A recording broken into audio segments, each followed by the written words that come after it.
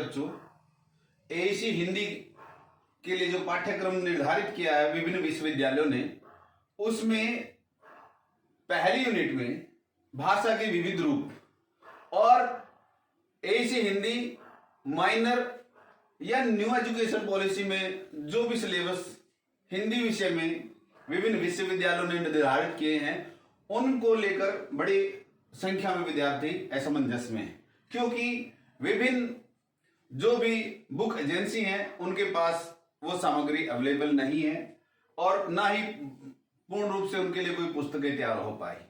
पर चिंता मत कीजिए प्यारे बच्चों, मेरे YouTube चैनल पे आइए और ये पूरी सामग्री वहां से आप अध्ययन कर सकते हैं और उसका लाभ उठा सकते हैं। सबसे पहले मैं टॉपिक ले रहा हूं भाषा के विविध रूप। भाषा के विविध रूपों में बच्चों बोली, फिर भाषा, फिर मानक भाषा। मानक भाषा, इसके अलावा भाषा के अन्य रूप भी आए हैं जो विभिन्न विद्वानों ने बताए। जो हमारे सिलेबस में जो भाषा के विविध रूप बताए हैं वो है राजभाषा, राष्ट्रभाषा, संपर्क भाषा। ये तीनों ही एक भाषा ही राजभाषा हो सकती है, राष्ट्रभाषा हो सकती है, संपर्क भाषा हो सकती है। विभिन्न देशों में ऐसा देखने में पाया है कि राष्ट्रभाषा, राजभाषा और संपर्क भाषा एक ही है। इंग्लैंड, जापान, जर्मनी, इन देशों में देखते हैं तो उनकी भाषा ही राजभाषा, राष्ट्रभाषा और संपर्क भाषा के रूप में है। और ज्यादातर बहुत बड़ी संख्या में या बहुत बड़े क्षेत्र में देखने में आता है कि भारत में भी हिंदी भाषा को राजभाषा, राष्ट्रभाषा और संपर्क भाषा के रूप में इस्तेमाल किया जाता है। इसके साथ अन्य बहुत सारे राज्यों की जो स्थानीय बोलियां या भाषाएं भी प्रयोग किए जाती हैं। प्यारे बच्चों, सबसे पहले हम बात करते हैं राजभाषा की। राजभाषा का अर्थ है राजकाज या सरकारी कार्यालय में प्रयोग की जाने वाली भाषा। इसको अंग्रेजी में ऑफिशियल लैंग्वेज या स्टेट लैंग्वेज इसको कहते हैं या कही जाती है। प्यारे बच्चों, राजभाषा को लेकर विभिन्न विद्वानों ने बहुत माथापच्ची की विचार विमर्श किया और लंबी बहस के बाद, लंबी सलाह मशवरे के बाद तय किया गया कि 14 सितंबर 1950 को हिंदी को राजभाषा के रूप में मान्यता दे दी गई। और आज हमारे विभिन्न सरकारी कार्यालयों में, विभिन्न स्टेटों में हिंदी को राजभाषा के रूप में माना गया है।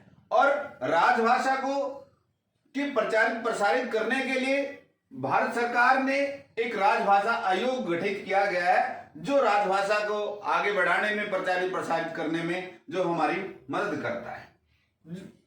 पुनः रिपीट कर रहा हूं बच्चों, सरकारी कामकाज में या सरकारी विभिन्न विभागों में जो प्रयोग की जाने वाली भाषा, जो विभिन्न पत्र व्यवहार में की जाती है, एक विभाग से दूसरे विभाग में जो पत्र भेजे जाते हैं, उनमें जो है पत्राचार की जो भाषा है वो भाषा राजभाषा कहलाती है। उसके बाद बात करते हैं बच्चों राष्ट्रभाषा की। किसी भी देश की बहुसंख्यक लोगों की भाषा को जो है राष्ट्रभाषा माना जाता है। एक मान्यता के अनुसार, या मैं कहूं कि लगभग 60 करोड़ आबादी जो है हिंदी को जो है एक भाषा के रूप में या राष्ट्रभाषा के रूप में प्रयोग करती है। और हिंदी का जो क्षेत्र है लगभग 10 राज्यों तक है और हिंदी को प्रयोग करने वाली जो आबादी है लगभग पूरे भारत देश की वो 45% आबादी है, उससे कुछ ज्यादा भी हो सकती है। ये आंकड़े अंदाजन है, लगभग हैं, कोई वास्तविक आंकड़े नहीं है, ये अंदाजा है। और उसके बाद राष्ट्रभाषा के लिए कि उस देश की जो बहुसंख्यक भाषा, बहुसंख्यक लोगों की जो भाषा है उसी भाषा को राष्ट्रभाषा कहेंगे। और भारत देश के परिप्रेक्ष्य में कहा जाए तो उत्तर भारत के जो राज्य हैं, हरियाणा, हिमाचल प्रदेश, उत्तराखंड, दिल्ली, राजस्थान, मध्य प्रदेश, छत्तीसगढ़, उत्तर प्रदेश, बिहार, झारखंड और अंडमान निकोबार, ये जो 10 राज्य हैं, इन राज्यों में ज्यादातर लोग हिंदी भाषा का प्रयोग करते हैं, या मैं कहूं पूर्णतः हिंदी भाषा का प्रयोग इन राज्यों में किया जाता है। और इसके साथ ये क्षेत्र बहुसंख्यक लोगों का क्षेत्र भी है और ये क्षेत्र अगर भूभाग के नजरिए से देखा जाए तो भारत का बहुत बड़ा भाग है।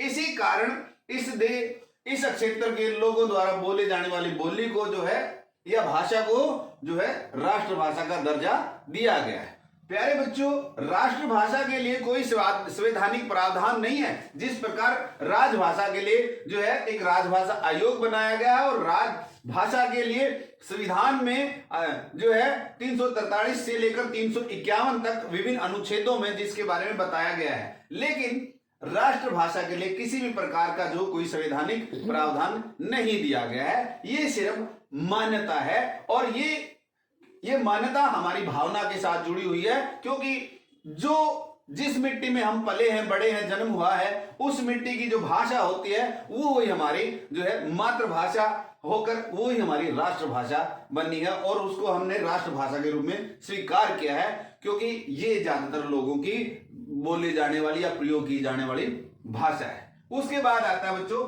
संपर्क भाषा।